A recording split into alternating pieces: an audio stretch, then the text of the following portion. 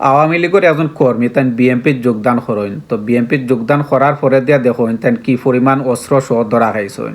এই হয়েছে গিয়া বিএনপির অবস্থা, আর এই হয়েছে গিয়া আওয়ামী লীগের অবস্থা। আওয়ামী লীগ তো সবচেয়ে বেশি 95% কর্মী তারা বিএনপিতে যোগ দিছে, আর বিএনপির যোগ দিয়ারই তারা সন্ত্রাসী হামলা করে।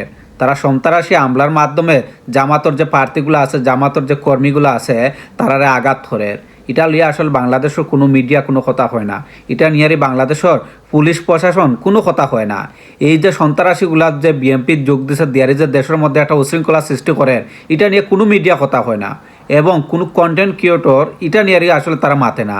কি জানি তারা কেরিয়ার ধ্বংস হয়ে যায়। আল্লাহ তার প্রিয় বান্দার মুখে অবশ্যই হাসি ফুটাইবা। আমরা আগামীকালটা ধৈর্য ধরিয়ারি সতর্ক থাকি, আগামীকালকে নির্বাচনটা সুষ্ঠুভাবে আমরা শেষ করি। সুষ্ঠুভাবে শেষ করার পরে অবশ্যই আল্লাহ আমরা ফয়সলা করিয়া দিবা। আল্লাহ অবশ্যই তার প্রিয় বান্দারে বালা একটা ফয়সলা করিয়া দিবা।